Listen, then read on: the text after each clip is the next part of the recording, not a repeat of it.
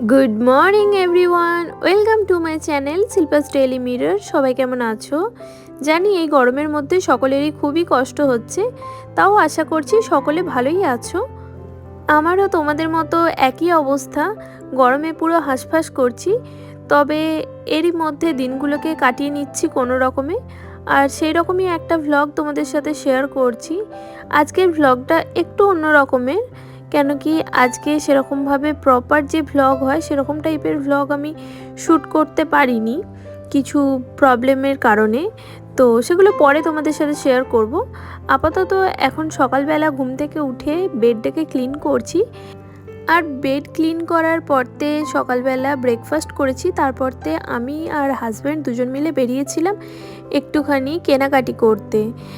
আজকে আমার ভাসুরজির জন্মদিন আছে, তো সেই উপলক্ষে ওর জন্য কিছু গিফট নেব আর সাথে সংসারের কিছু জিনিসপত্র কেনার ছিল, তো সেই কারণেই বেরিয়েছিলাম। তবে আজকে কোনো উপায় ছিল না, এই দুপুর রোদেই বেরোতে হলো। এখন বাজে বেলা 11টা। তো এই সময় আমরা দেখতেই পাচ্ছ বেরিয়েছি প্রখর রোদ্দুরের তেজ। তো আমার ইচ্ছে ছিল বাড়ির কাছাকাছি কোনো শপিং মল বা দোকান থেকে গিফট কিনে নেওয়ার। তো হাজব্যান্ডের পাল্লায় পড়লে আমার এরকমই অবস্থা হয়। দেখতেই পাচ্ছ দক্ষিণেশ্বর থেকে আমরা চলে এসেছি বিশ্ব বাংলা গেটের কাছে কিনা গিফট কেনার জন্য। তো বুঝতেই পারছো। আর আমরা কোথায় যাচ্ছি তোমাদের বলা হয়নি, যদিও আমরা এসেছি অ্যাক্সিস মলে। লাইফস্টাইল আছে এখানে, হোম সেন্টার, তো ওখানেই এসেছি।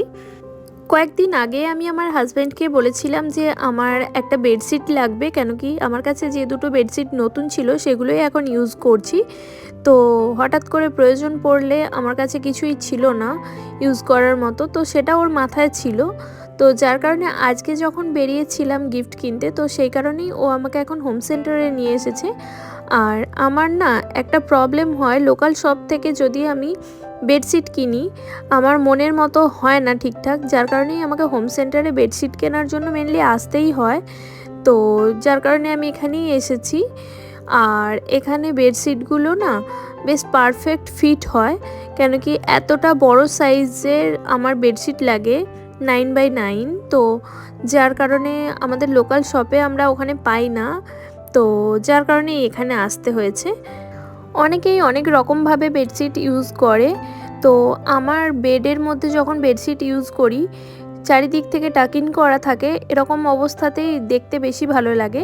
তো যার কারণে লোকাল শপে আমাদের ওখানে যে সমস্ত বেডশিটগুলো পাওয়া যায় সেগুলো আমার বেডের মধ্যে ফিট হয় না, ম্যাট্রেসের মধ্যে কভার করা যায় না ঠিকঠাকভাবে। যার কারণে আমাকে একটুখানি বড় বেডশিটের হদিশে এদিক ওদিক যেতে হয়। যেমন আমি আমাদের কাছাকাছি যে স্পেন্সারের শপ রয়েছে ওখানেও আমি ঠিকঠাক সাইজের বেডশিট পেয়ে যাই, তবে কখনো মেটেরিয়ালটার প্রবলেম হয়। আর সবথেকে বড় ব্যাপার, আমার হাজব্যান্ডের একটুখানি অ্যালার্জির প্রবলেম আছে, যার কারণে ওর জন্য স্পেশালি আমাকে কটন বেডশিট নিতেই হয়, আর না হলে ওর তো পুরো অবস্থা খারাপ হয়ে যায়। তো এই কারণেই মেনলি আমাকে বেডশিট কেনার জন্য একটু এদিক ওদিক দেখেই কিনতে হয়। এছাড়াও আরও একটা ব্যাপার আমাকে সবসময় মাথায় রাখতে হয়, কেন কি আমার কাছে কোনো রকম ওয়াশিং মেশিন নেই, যার কারণে আমাকে সমস্ত কিছুই হাত দিয়ে কাচতে হয়।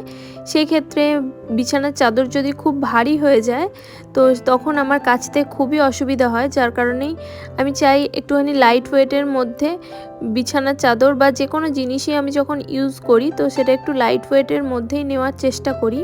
বেশি হেভি ভারী কিছু আমার খুব একটা পছন্দের হয় না, কেন কি হ্যান্ডেল করতে অসুবিধা হয়ে যায় আমার। আর তাছাড়াও এখানে আসার আরও একটা মেন রিজন ছিল, আমার হাজব্যান্ডের অনেক দিন ধরে একটা কাটলারি সেটের খুবই ইচ্ছে ছিল নেওয়ার, যেটা কিনা গোল্ডেন কালারের। তো সেটাই দেখতে এসেছিলাম, তবে এতটাই হাই প্রাইস যে নেওয়ার নামও করলাম না, শুধুমাত্র দেখেই ফিরে এলাম। তো হোম সেন্টারের জিনিস তো দেখতে খুবই ভালো লাগে, তবে প্রাইসও খুবই বেশি, তো যার কারণে হাত দিতেও ভয় হয়। তবে সমস্ত জিনিসই পছন্দসই, যে কোনো মানুষেরই দেখলে একেবারেই পছন্দ হয়ে যাবে।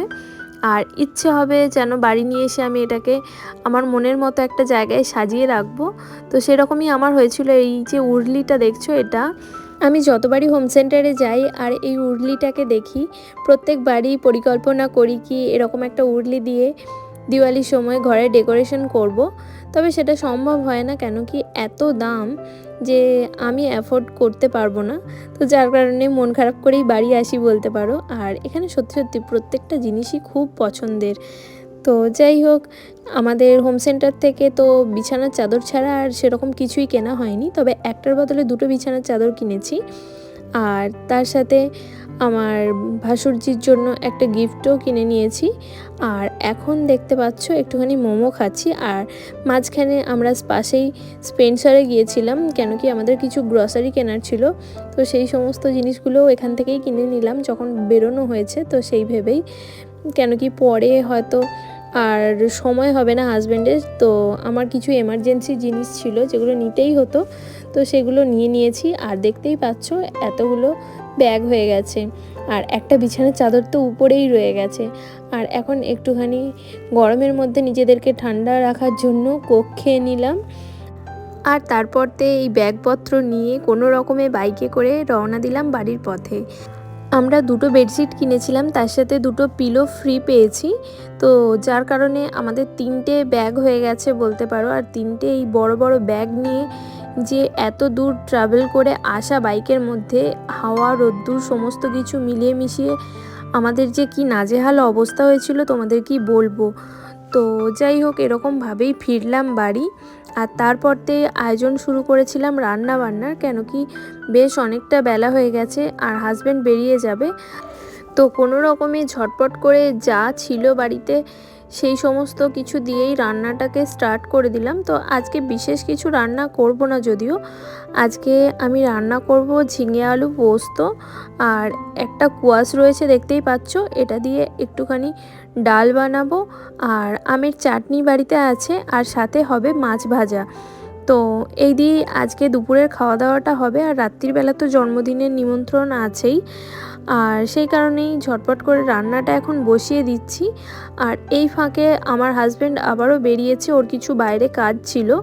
তো যার কারণে ও আমায় ফোন করে বলে দিয়েছিল যে ও বাড়িতে খেয়ে যেতে পারবে না, যার কারণে ওর খাবারটাকে প্যাক করে রাখতে। তো সেই মতো আমিও রান্নাবান্না কমপ্লিট করে ওর খাবারটাকে প্যাক করেই রেখে দেব। আর তারপরতে যে সমস্ত কাজগুলো বাকি থাকবে সেগুলো করব, যেমন রান্নাঘর পরিষ্কার করা এবং সমস্ত কিছু মাজা ধোয়া করা। আর এদিকে দেখতে পাচ্ছ পোস্তটাও বসিয়ে দিয়েছি, আর ডালটাও আমার সেদ্ধ হয়ে গেছে। আর এই পর্যায়ে আমার ক্যামেরাটা প্রচণ্ড গরম হয়ে গিয়েছিল। তো টেম্পারেচার এতটা হাই হয়ে গিয়েছিল, যার কারণে কোনো রকম কাজই পসিবল হচ্ছিল না। আর আমি কিছুক্ষণের জন্য ফোনটাকে ফ্রিজের ভিতরে রেখে দিয়েছিলাম। আর এখন নর্মাল অবস্থায় আসার পরতে আবারও ভ্লগ স্টার্ট করেছি। আর দেখতেই পাচ্ছ আমার রান্না কমপ্লিট হয়ে গেছে। আর এদিকে হাজব্যান্ডের জন্য ভাতটাও বেড়ে নিচ্ছি টিফিন বক্সে। তো দেখতেই পাচ্ছ যেমন বলেছিলাম, মাছ ভাজা, ভাত, চাটনি একটা জায়গায় দিয়ে দিয়েছি। আর এদিকে একটুখানি কুয়াশ দিয়ে ডাল বানিয়েছিলাম, সেটাও দিয়ে দিলাম। আর এখানে আর জায়গা হবে না, যার কারণে অন্য একটা টিফিন বক্সের মধ্যে আমি আলু পোস্তটা দিয়ে দেব। তো তাহলেই মোটামুটি আমার কমপ্লিট হয়ে যাবে কাজ। আর কিছুটা পরিমাণ ভাত বেড়ে গিয়েছিল, যেটা আমি ঠান্ডা করতে দিয়েছি পাখার হাওয়ায়। গুড ইভিনিং ফ্রেন্ডস, এখন আমি সন্ধ্যেবেলা একটুখানি রেডি হয়েছি। দেখতেই পাচ্ছ আজকে বাড়িতে একটা বার্থডে পার্টি আছে, আমার ভাসুরজির বার্থডে। তো সেই কারণে একটুখানি রেডি হয়েছি। তো শরীরটা সকাল থেকে খুব একটা ঠিক ছিল না, তবে আজকে যেহেতু বার্থডে রয়েছে তো বাচ্চাটাও মন খারাপ করবে, তো সেই কারণে একটুখানি নিজেও রেডি হয়ে নিয়েছি।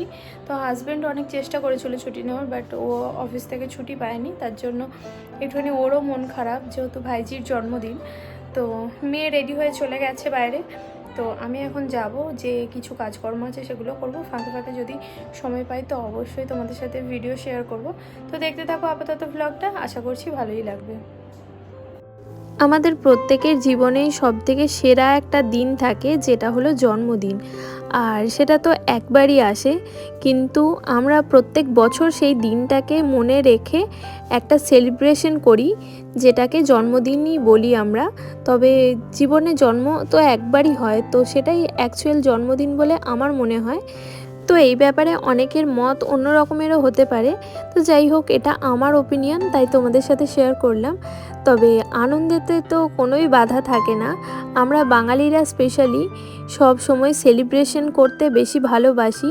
তো যার কারণে আমরা যে কোনো সময় যে কোনো জায়গায় যে কোনো পরিস্থিতিতেই আনন্দ খুঁজে নিই আর সেলিব্রেশন করি। তো এক্ষেত্রে কেন সেটা বাদ পড়বে? তো স্পেশালি যখন এটা একজন বাড়ির ছোট সদস্যের ব্যাপার, তো সেই কারণেই এই দিনটাকে আমরা খুব ভালোভাবে সবাই মিলে আনন্দ করে কাটানোর চেষ্টা করেছি। আর দেখতেই পাচ্ছ বার্থডে গার্ল তার মায়ের হাত ধরে কেক কাটিং করে ফেললো। আর তারপর কেক খাওয়ার পালাও শুরু হয়ে গেছে। তো যাই হোক, সকলে ওকে আশীর্বাদ করো, ও যেন মানুষের মতো মানুষ হতে পারে। আর জন্মদিনের কাজ অনেক বাকি রয়ে গেছে, যেগুলো এখন হাত লাগাতে হবে আমায়। তাই আজকের ভ্লগটা এই পর্যন্তই। দেখা হবে নেক্সট ভ্লগে। ততক্ষণের জন্য সবাই ভালো থাকবে, সুস্থ থাকবে। আজকের মতো চলো টাটা।